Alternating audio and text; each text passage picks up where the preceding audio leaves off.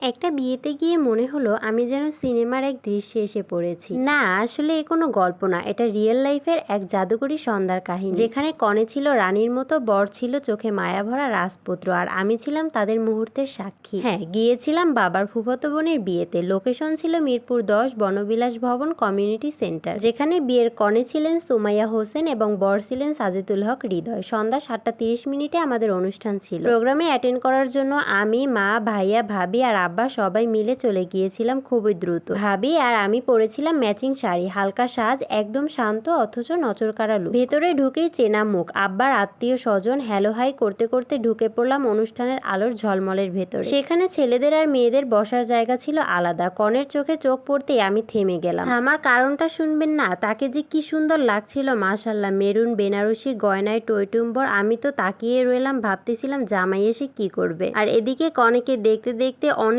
লোক এসে হাজির হয়ে গেল, মানে আত্মীয় স্বজনে ফুল ওভারলোড হয়ে গেল। তো সবার সাথে হাই হ্যালো করতে করতে দ্রুত সময় চলে যাচ্ছিল এবং 30 থেকে 35 মিনিটের ভিতরেই বরযাত্রীও এসে হাজির হলো। বরপক্ষের গার্ডিয়ানরা এসে স্বর্ণের রুলি আর হার পরিয়ে দিল কনেকে। তারপর তাদের সকলকে নাস্তা দেওয়া হলো। তাকে গহনা পরানোর সময় মাশাল্লাহ অনেক সুন্দর লাগতেছিল, কারণ একেবারে কাঁচা রজনীগন্ধা ফুল দিয়ে বেনিতে পেঁচিয়ে রেখেছিল। কি বলবো, আমি তো এখন পর্যন্ত ভিডিওতে ভয়েস দিতে গিয়েও চোখ সরাতে পারছি না। তো কিছুক্ষণের মধ্যে কাজী এসেও হাজির এবং কাজী এসে দ্রুত বিয়ে পড়ানো শুরু করে দিল। বিয়ের সময় ফুফু তার বাবার হাত ধরে অনেক কান্না করতেছিল। একটা মেয়ের চোখে একসাথে হাজারটা অনুভূতি, ভয়, ভালোবাসা, শূন্যতা আর স্বপ্ন, সবকিছু মিশেছিল এই কান্নায়। তো বিয়ের পর বর আর কনেকে একসাথে আনা হলো। বর দিল একটা ফুলের তোড়া, আর তারপর সেই ঘোমটা তোলার দৃশ্য। যেই মুহূর্তে বর ঘোমটা তুললো, দুজন দুজনের চোখে তাকিয়ে রইল, যেন পুরো হলরুম থেমে গেছে। না ছিল শব্দ, না ছিল আলাপ, শুধু দুজোড়া চোখে ছিল এক অনন্ত বন্ধনের শুরু। এই দৃশ্য দেখে আমার গায়ে কাঁটা দিয়ে উঠলো। এমন মোমেন্ট কল্পনাতেই সুন্দর, তবে ক্ষুধার কাছে আবেগও মাথা নত করে। তাই দ্রুত খেতে চলে গেলাম।